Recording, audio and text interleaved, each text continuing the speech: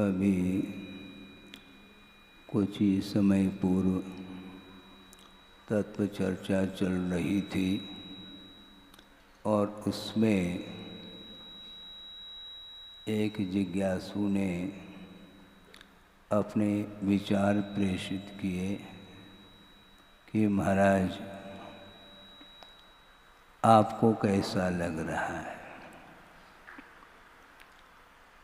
उन्होंने गुरुदेव के प्रसंग को सामने रखा था।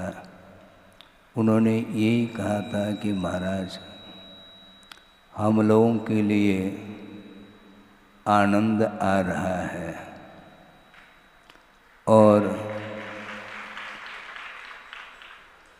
उस आनंद को देख करके आपको कैसा लग रहा है। तो उन्होंने यही कहा था, बताते हैं जैसा आपको लग रहा है वैसा मुझे भी लग रहा है।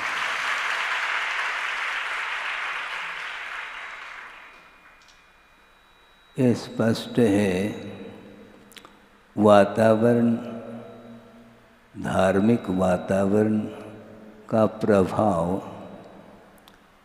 प्रत्येक के ऊपर पड़ता है और यह वातावरण ऐसा निर्मित हुआ है गुरुदेव के माध्यम से। कल यहाँ पर आना हुआ, यह प्राकृतिक वातावरण है और प्राकृतिक वातावरण में ही धर्म की जो संस्कृति है वह सुरक्षित रहती है।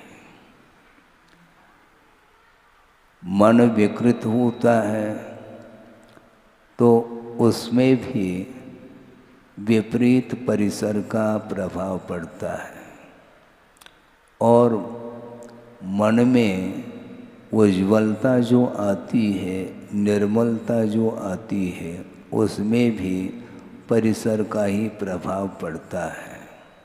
निमित्त का प्रभाव अनिवार्य रूप से पड़ता है और ऐसा एक वातावरण यहाँ पर निर्मित हुआ है और उसके लिए आप लोगों ने भावना भी रखी है कि चातुर्मास प्राप्त है।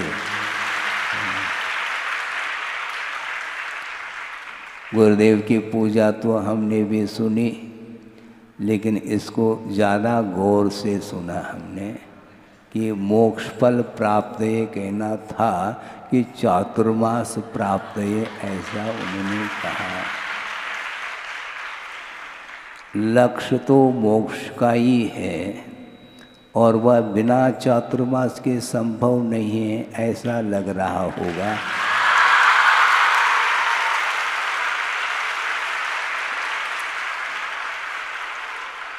लेकिन चातुर्मास का अर्थ क्या होता है, इसको भी हमें समझना है। ये बहुत अच्छा एक उपवन का निर्माण हुआ है यहाँ पर, क्योंकि वन के समीप है, इसलिए इसको हम उपवन मान करके चल रहे हैं। बगीचे में कोई भी व्यक्ति आता है तो ऑटोमेटिक अनायास ही उसका मन लग जाता है। आप लोगों का मन लग रहा है क्या? नहीं? हाँ, उपवन में मन लगता है, ये ध्यान रखो। उपवन को छोड़ करके आप लोगों को अन्यत्र नहीं जाना चाहिए और उपवन में आप रहते हैं तो मन भी उपवन में ही रहना चाहिए। हाँ, हम कहीं भी रहें ये अलग वस्तु, किंतु गुरुदेव ने उपवन का निर्माण किया है, वह पवित्रतम स्थान है। उस स्थान पर आने पर हमारा भी मन लग रहा है।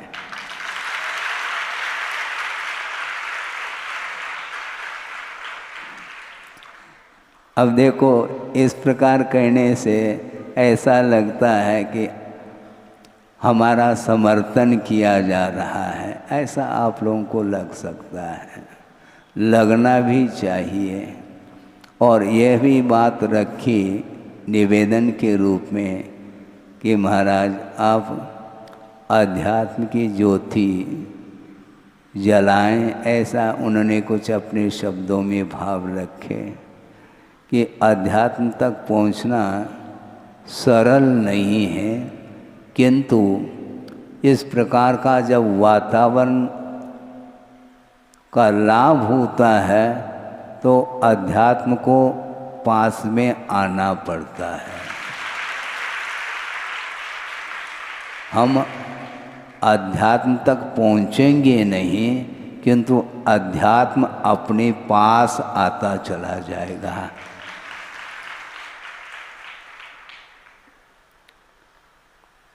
बहुत निमित्त का प्रभाव कुछ भी नहीं पड़ता, इस प्रकार कई लोगों की धारणा हो सकती है, आप लोगों की नहीं। कुछ ऐसे भी स्वाध्यायशील व्यक्ति होते होंगे जिनकी धारणा कि एक द्रव्य दूसरे द्रव्य के ऊपर कोई भी प्रभाव नहीं डालता, ये स्वयं अपने उपादान के माध्यम से कार्य संपादित होता है। इस प्रकार की कुछ धारणाएं बनती हैं, वो अलग वस्तु है, किंतु आगम का सही सही अवलोकन करने से यह फलित अर्थ निकलता है, ये निष्कर्ष निकलता है, चाहे वह लौकिक क्षेत्र संबंधी कार्य हो, चाहे परमार्थ संबंधी कार्य हो, प्रत्येक कार्य को संपादित करने के लिए निमित्त का आलम्बन लिया जाता है और योग्यता भीतर रहती है, वह निमित्त के माध्यम से उद्घाटित होती है, ऐसा आगमकारों का कहना है। इसलिए बहुत ही अच्छा यहाँ पर प्राकृतिक वातावरण देखने को मिल रहा है। यहाँ पर कोलाहल नहीं है, और आप लोग जब कोई भी स्तुति आदि करते हैं उस समय मुझे कोलाहल जैसा महसूस नहीं होता। अब देखो ताली भी बज रही है, लेकिन कोलाहल जैसा मुझे नहीं लग रहा है।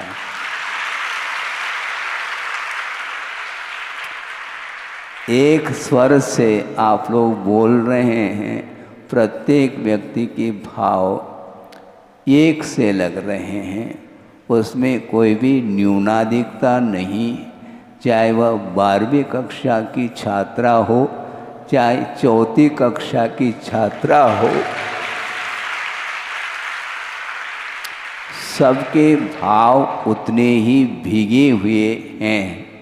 ये भिगाव जो है यही अध्यात्म को सूचित करता है। जब तक मन भीगता नहीं तब तक विकास नहीं हो सकता। हमने सुना था किसी के मुख से कि मूसलाधार वर्षा हो गई, किंतु एक कटोरा भी भर नहीं पाया। तो हमने सोचा इसमें कोई न कोई रहस्य है।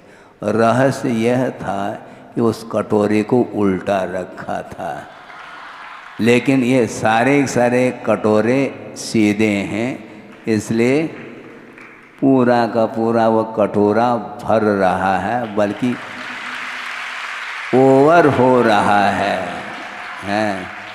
नर्मदा बह रही है, किंतु जिस प्रकार सावन के महीने में वर्षा जब अधिक मात्रा में होती है सर्वत्र, तो बाढ़ आ जाती है, उसी प्रकार यहाँ पर भी अध्यात्म की बाढ़ आ रही है। इसीलिए 4 महीने में बाढ़ आती है ऐसा नहीं, वह एक दिन में भी मान लो कई इंच बारिश होती है तो बाढ़ आ जाती है। इसलिए चातुर्मास की चिंता न करो, बाढ़ आनी चाहिए नर्मदा में, तो बाढ़ आ जाती, वो 5 मिनट में ही बाढ़ आ जाती है। अब देखो ताली नहीं बजे अब इसमें, क्यों?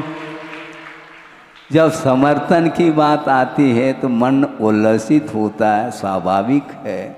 इसके उपरांत भी आप लोगों को चिंता इसलिए नहीं करना चाहिए कि जितने भी शिक्षिकाएं यहाँ पर बहनें बैठी हैं वो आप लोगों को अध्यात्म की ही है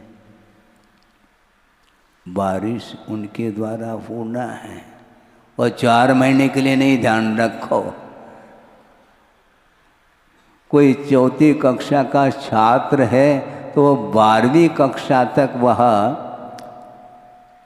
निरंतर इस अमृत का पान करता रहेगा।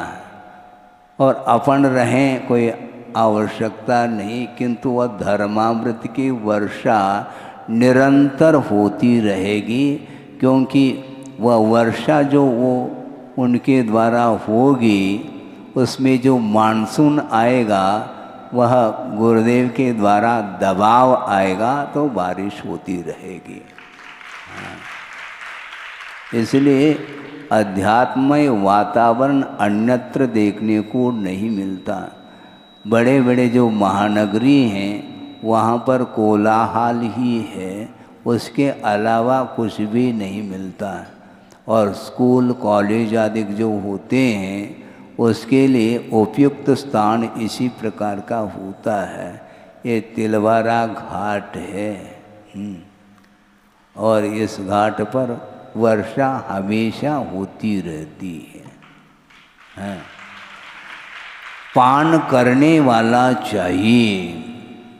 वर्षा निरंतर होती रहती है किंतु प्यास फिर भी बनी रहती है, मान लो तो उसने पान किया नहीं, ऐसा कहना पड़ेगा। इसलिए बहुत अच्छा ये वातावरण दिख रहा है।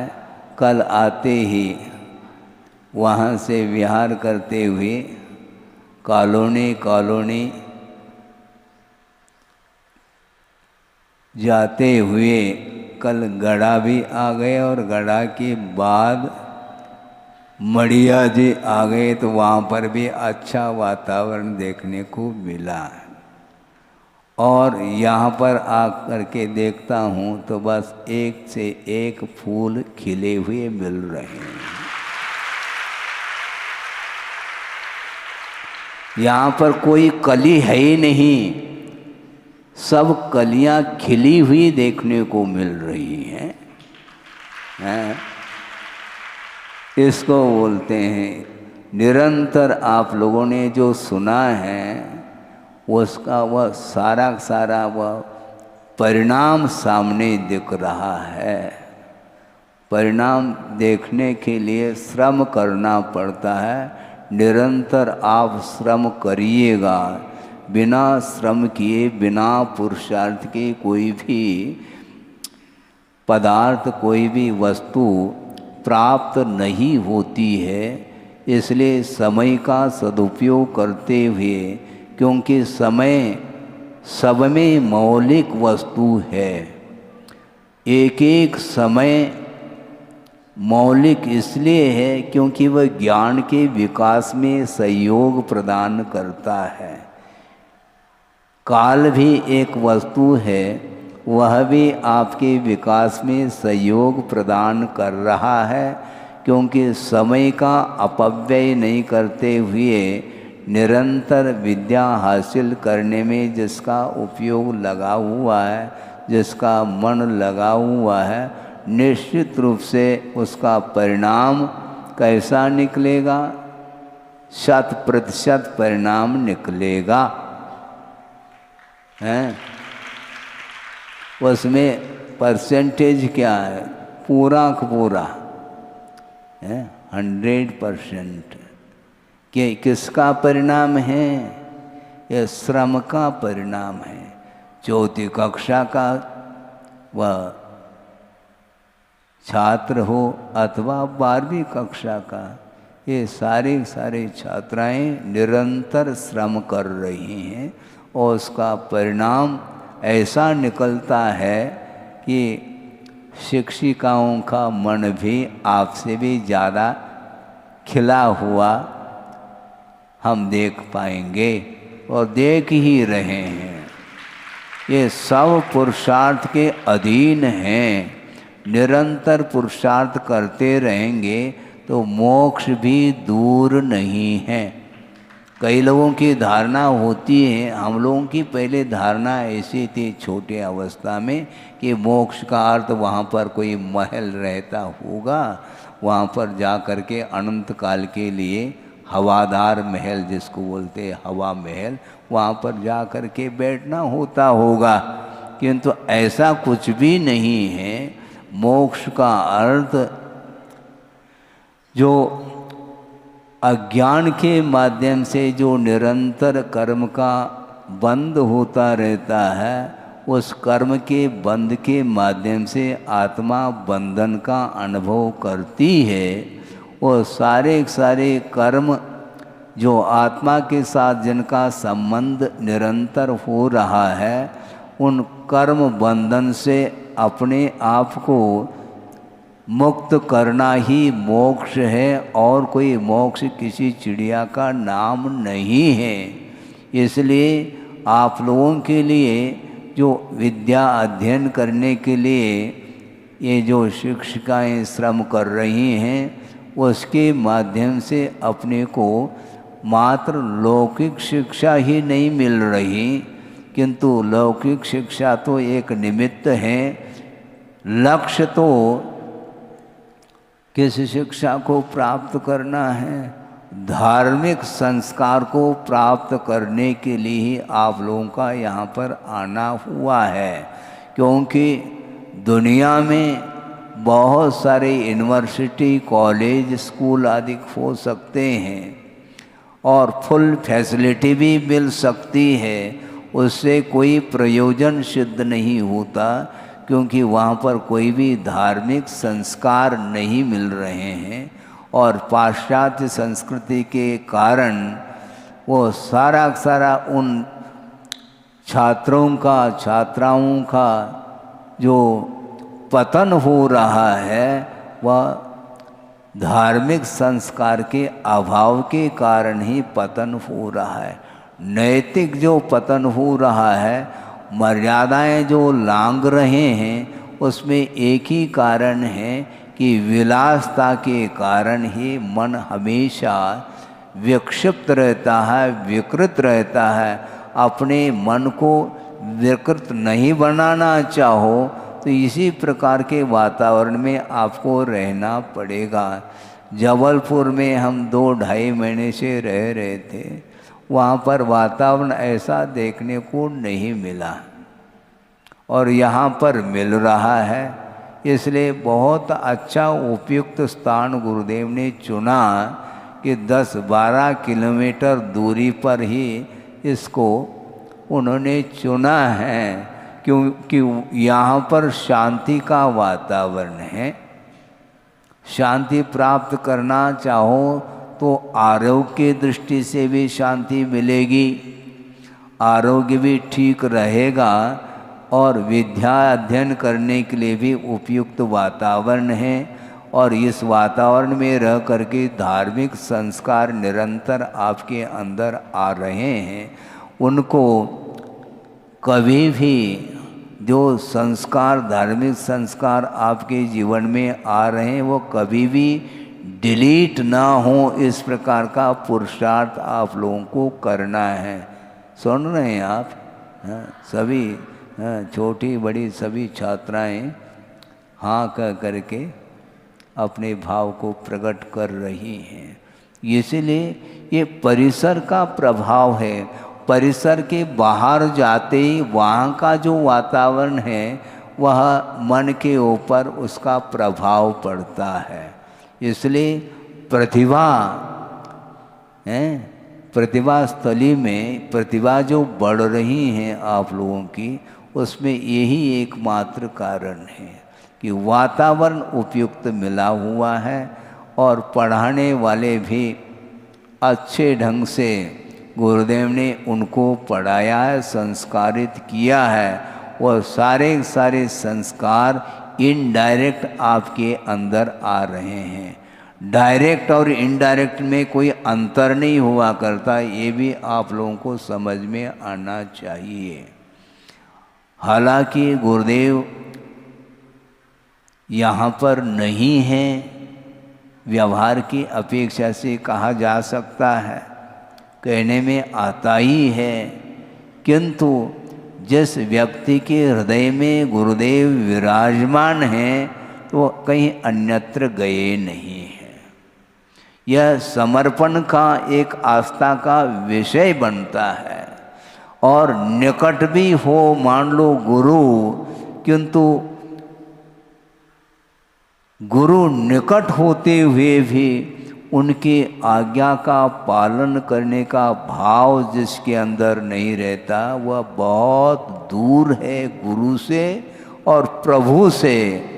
गुरु और प्रभु को निकट में बिठाना चाहेंगे तो मात्र भावों की निर्मल सरिता में अवगाहन करने आया हूँ अथवा आई हूँ, बात एक ही। और क्या ये होना चाहिए। भावों में यदि निर्मलता है तो वस्तु गुरु दूर है ही नहीं।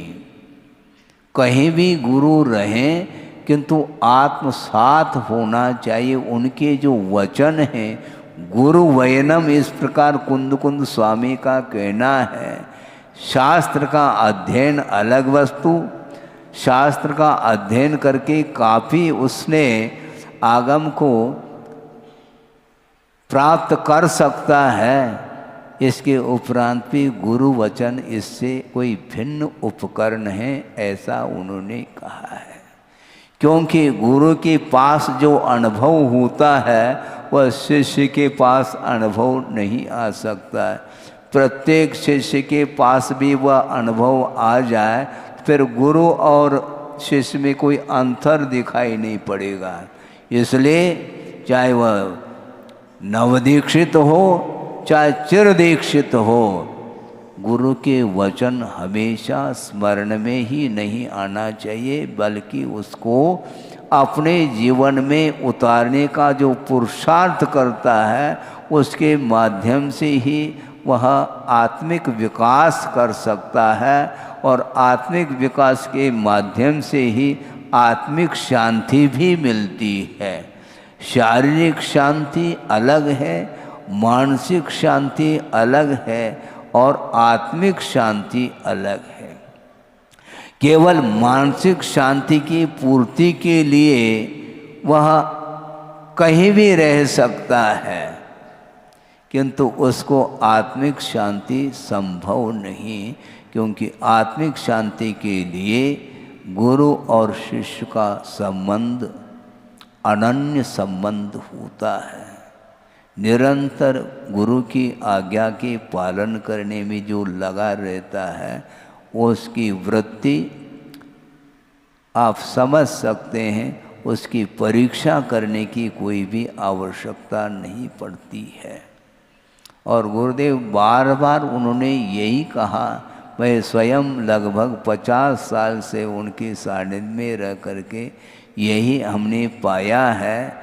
ज़्यादा मैं बोलता नहीं था और अभी भी नहीं बोलता हूँ, बोलना पड़ रहा है, क्योंकि आप लोग बुलवाते हैं तो बोलना तो पड़ेगा। आ करके बैठ गए तो माइक तो सामने रख देते हैं, चाहे बिजली गोल हो या बिजली हो, बोलना तो पड़ेगा। और बोलना इसलिए पड़ेगा, बोलने का भाव नहीं होते हुए भी आचार्यों का ये कहना है कि हमेशा आत्मा में लीन रहना संभव नहीं है। वह अंतर मुहूर्त के लिए, कुछ समय के लिए वह आत्मा का अनुभव करने का पुरुषार्थ करता है और उसका अनुभव कर भी लेता है। उसके बाद उसको बाहर आना पड़ता है, और बाहर आएंगे तो प्रतिभा स्थली तो सामने दिखाई पड़ेगी, है? बाहर आएंगे तो आंख मेच करके थोड़ी बैठ सकते हैं आप।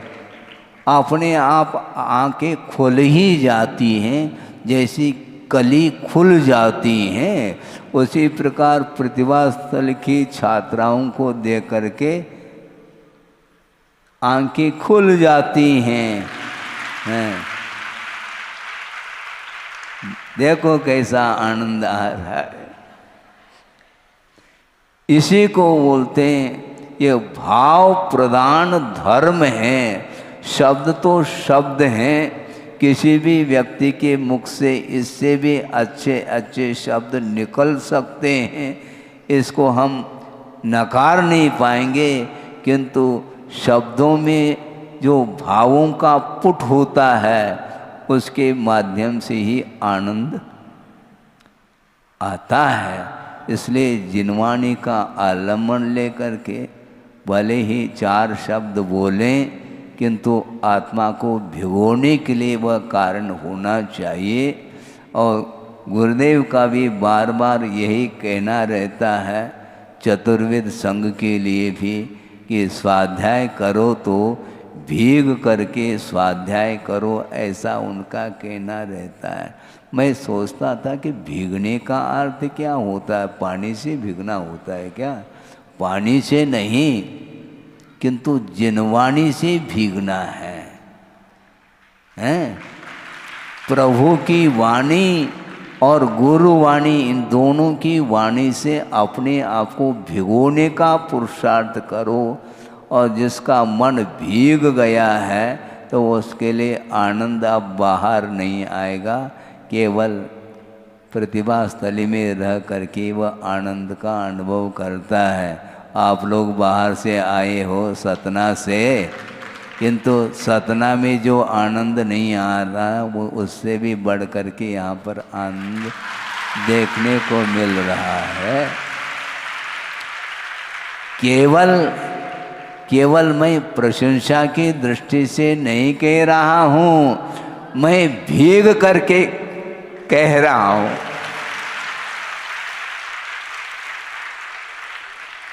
प्रशंसा करने के लिए कई व्यक्ति तत्पर हो सकते हैं, किंतु वस्तुतः प्रशंसा क्या वस्तु है?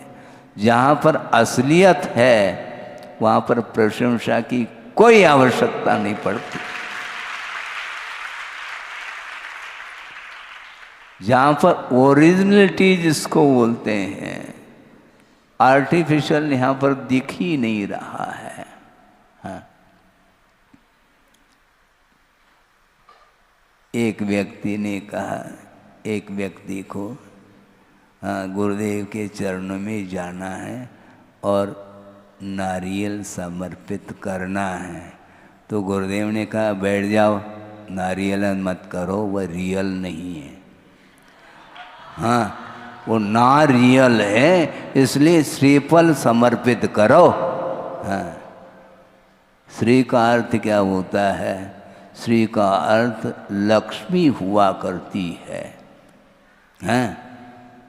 श्री का अर्थ लक्ष्मी है और मोक्ष लक्ष्मी को प्राप्त करने के लिए मोक्ष फल प्राप्त ये ऐसा कहा फलम। वो कौन सा फल है? वह श्री फल माना जाता है। इसलिए बहिरंग लक्ष्मी से कोई यहाँ पर प्रयोजन नहीं है, क्योंकि बहिरंग जो लक्ष्मी हैं, जो तीर्थंकर होते हैं, उनके लिए समोचरण की रचना होती है और वहाँ पर वह दृश्य देखने को मिलता है। जो कुछ भी समोचरण आदि की रचना के माध्यम से जो वैभव दिखाई पड़ रहा है वह भगवान का वैभव माना जाता है, किंतु वह बहिरंग वैभव माना जाता है। ये ध्यान रखो, वह बहिरंग लक्ष्मी मानी जाती है उनकी, किंतु भगवान का स्वामित्व बहिरंग लक्ष्मी से नहीं होता, किंतु अनंत चतुष्टय के साथ उनका संबंध जुड़ा हुआ रहता है। इसलिए सोचो, विचार करो, इस पंचम कलिकाल में विषम परिस्थिति में भी ये जो बालिकाएं हैं छोटी छोटी उम्र को लेकर के बैठी हैं और इस वातावरण में वो बैठी हैं और निरंतर उन्हें धर्म का आस्वादन करने का अवसर प्राप्त हो रहा है, ये सारा सारा श्रेय गुरुदेव को जाता है। मात्र आत्म कल्याण करके वो चले जाते हैं तो इनका क्या होता और हमारा क्या होता। इसलिए बहुत बड़ा उपकार है उनका, अनंत काल तक भी उस उपकार को हम नहीं चुका पाएंगे। और निरपेक्ष भाव के साथ, निस्वार्थ भाव के साथ आत्म कल्याण करते हुए इन बालिकाओं के कल्याण की ओर भी उनकी दृष्टि गई और उन्होंने बहनों को पहला तैयार किया।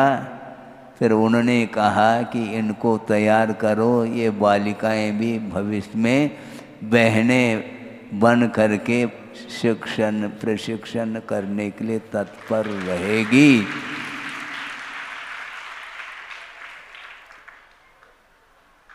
कितनी दूरदृष्टि होगी उनकी। हमने वह भी वातावरण यहाँ पर देखा था शुरुआत में, जब प्रतिभा स्थली जो उद्घाटन हो गया, केवल 2 कक्षाएं, हाँ, 6ठी और 7वीं, ये 2 कक्षाएं, लगभग 20-25 छात्राएं 6ठी की और इतनी लगभग समझ लो 7वीं की, तो 40-50 छात्राओं के बीच में बैठ करके गुरुदेव उनको संबोधित कर रहे थे। कई लोगों को ऐसा लगता था कि ये आचार्य महाराज कर क्या रहे हैं, ये है? क्या कर रहे हैं ये बाद में पता पड़ता है, समय बताएगा, ये उनका कहना था। कल भी हमने वही बात कही थी, रिपीट नहीं कर रहा हूँ, समय आपका हो रहा है। विकास जो होता है वह शुरुआत में दिखाई नहीं पड़ता, क्योंकि वह बीज का वपन किया गया है, तत्काल वह बीज अंकुरित नहीं हो सकता, उसके लिए समय अपेक्षित है। और विधिवत उसके लिए खाद पानी इत्यादि समय पर मिलता रहे, वातावरण जो है बिल्कुल उसके लिए उपयुक्त हो, तो निश्चित रूप से वह बीज अंकुरित हो करके कालांतर में वह पौधा बन करके वह वृक्ष का रूप ले सकता है, और वह वृक्ष का रूप ले चुका है।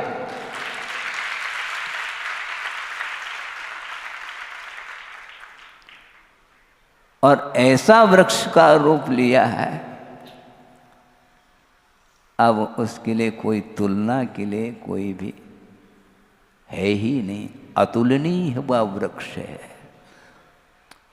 वह अनुपम वृक्ष है, कोई उपमा हम दे नहीं पाएंगे। तो ये सारा का सारा पुरुषार्थ गुरुदेव ने किया, और वो गए हैं जरूर, किंतु जहाँ भी गए हैं उनके लिए वह ज्ञान का विषय बन रहा है। वो देख रहे हैं वृक्ष विशाल रूप और बढ़ता ही चला जा रहा है, बढ़ता ही चला जा रहा है। इस प्रकार आत्मिक विकास करने की दृष्टि से उन्होंने ये सारा श्रम किया है, और हम लोगों के लिए भी उन्होंने यही कहा कि इसी प्रकार तुम लोग भी निरंतर पुरुषार्थ करते रहोगे तो निश्चित रूप से आत्मिक शांति प्राप्त हो सकती है। आत्मिक शांति को ही उपलब्ध करने के लिए ये सारा का सारा श्रम किया जाता है, और कोई भी लौकिक वैभव सुख शांति को प्राप्त करने के लिए ये श्रम नहीं करना चाहिए, क्योंकि बिना श्रम के भी लौकिक संपदा मिल सकती है, किंतु अलौकिक संपदा को प्राप्त करने के लिए अध्यात्म की ओर कदम बढ़ाना पड़ता है, उसके बिना शांति उपलब्ध नहीं होगी।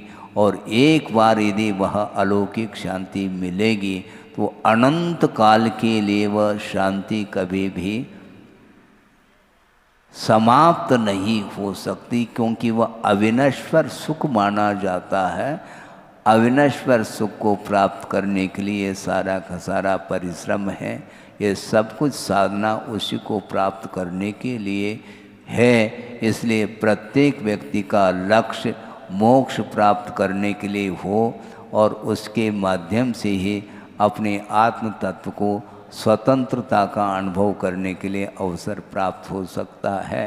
अवसर सबके लिए प्राप्त हो, इस पवित्र भावना के साथ अहिंसा परमो धर्म की जय। बोधि समाधि परिणाम शुद्धि स्वात्मोपलब्धि शिव शोक सिद्धि चिंतामणिम चिंतित वस्तुदाने त्वां वंदमानस्य ममास्तु देवी। परम पूजाचार्य गुरुवर श्री विद्यासागर जी महाराज की जय।